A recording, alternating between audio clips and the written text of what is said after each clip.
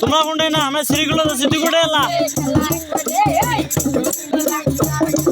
শুন ওটা থাকিস ভেলাবি থাকিস 1000 টাকা ব্যাগে খাইলে তো নগদ আছে না